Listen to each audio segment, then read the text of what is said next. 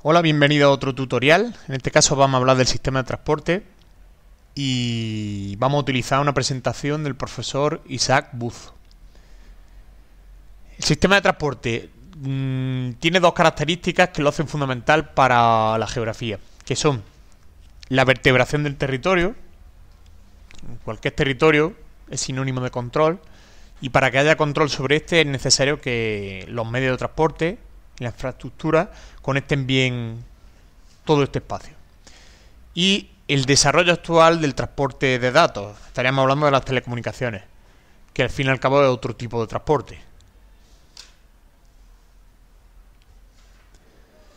Si hablamos de las características de España en relación con el transporte, pues en primer lugar hay que destacar que el medio físico es desfavorable. Eso hace que construir la infraestructura sea más caro. ¿Por qué? Pues en primer lugar porque España es un país con muchísimo relieve y una elevada altitud media. Y en segundo lugar porque el medio físico es bastante desfavorable. Nuestras condiciones provocan que haya precipitaciones torrenciales, que en invierno haya fuertes heladas, que haya abundantes nieblas, y todo eso provoca un deterioro de la infraestructura de transporte. Aquí vemos, por ejemplo, la zona de Despeñaperros, que es un caso clarísimo de zona que tiene que adaptarse a las condiciones del medio. Si hablamos de la red terrestre y la red aérea, su característica principal es que estas son radiales, es decir, tienen su centro en Madrid y desde Madrid se distribuye todo el transporte nacional. Esto quizás sea más grave en la red de carretera y ferrocarril, porque en las redes aéreas pues el tiempo de desplazamiento es menor.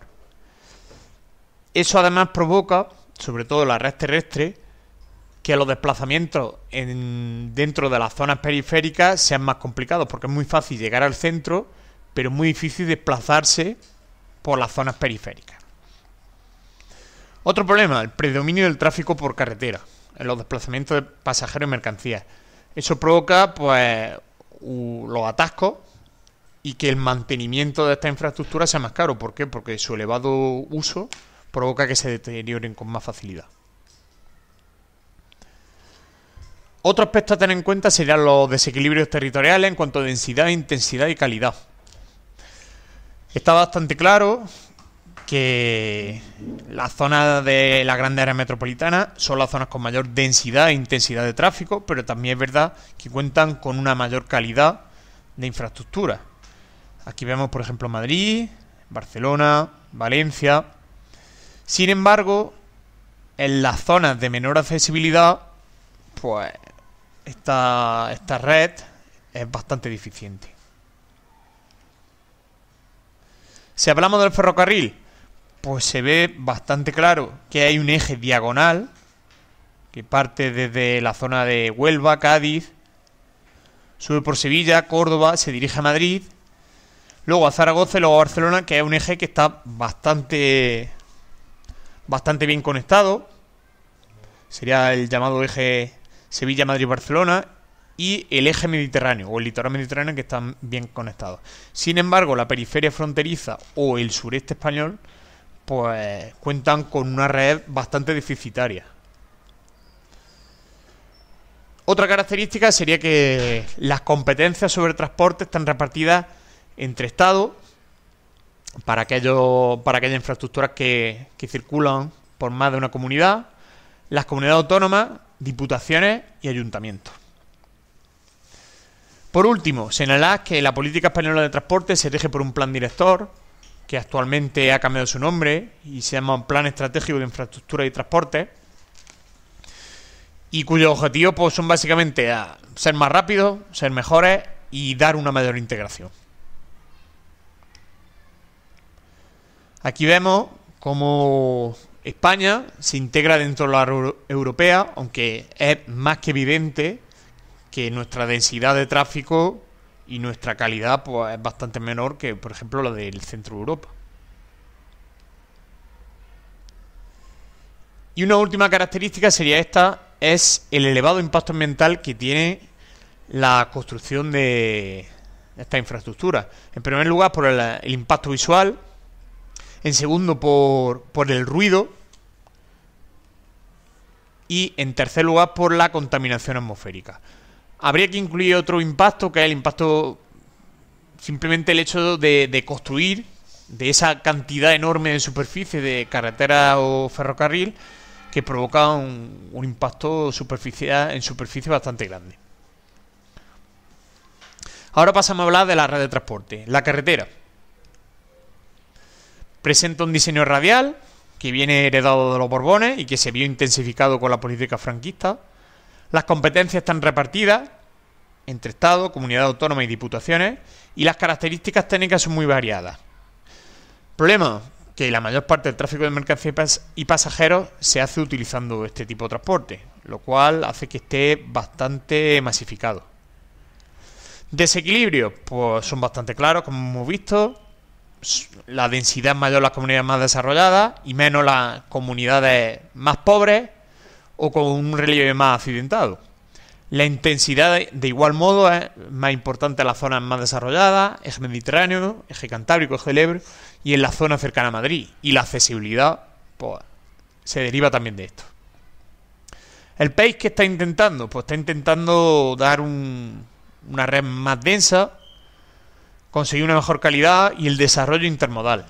Y la red de carreteras españolas aspira a integrarse con la red de la Unión Europea, cosa que poco a poco se está haciendo, sobre todo en las zonas más cercanas a Francia. Si vemos el ferrocarril, tuvo un desarrollo muy importante coincidiendo con la revolución industrial, pero su situación ha evolucionado hacia una menor preponderancia, tanto en pasajeros como en mercancías. Su situación financiera es bastante mala, sobre todo porque los costes de explotación son muy altos, y se compone de tres redes. Renfe, que es la mayoritaria y que tiene una estructura radial y arboriforme,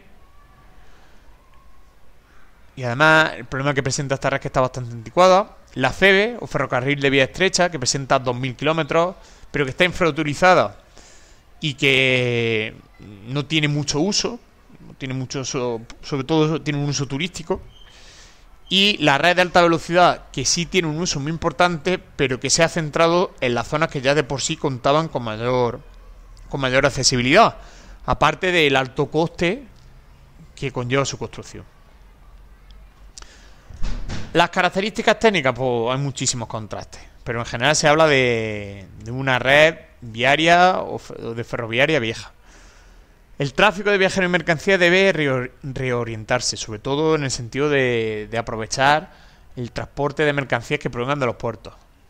Existe un gran desequilibrio territorial y se aspira a una mejor integración con la Unión Europea, existiendo varias dificultades, entre ellas los Pirineos, y el otro problema sería el ancho de vía español, que es diferente del resto de Europa.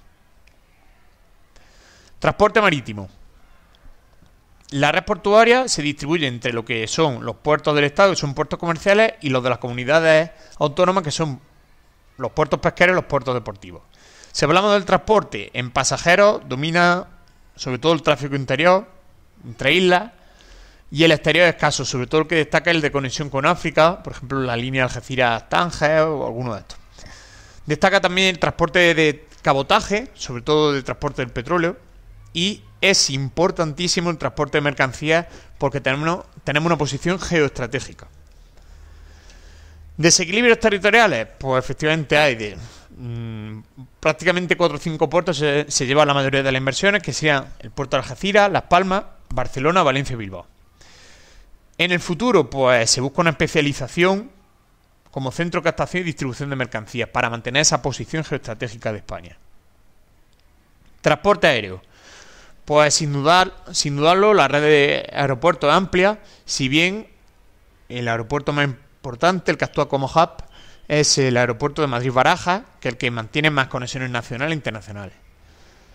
El transporte de pasajeros y mercancías, pues sobre todo destaca el transporte de pasajeros, ya que España es una potencia turística, y existe un claro desequilibrio entre algunos aeropuertos, como serían Madrid, Barcelona, Baleares, Canarias, ciudades mediterráneas y Bilbao, que tienen un uso bastante fuerte y que son rentables, y una gran mayoría que están infrautilizados y que ha supuesto una gran inversión para España y prácticamente pues no se utilizan.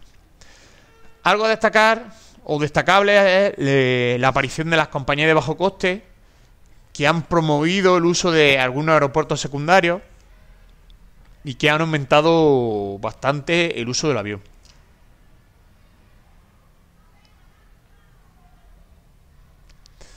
Con esto terminamos la explicación sobre el sistema de transporte español. Si tenéis alguna duda podéis preguntármela en clase.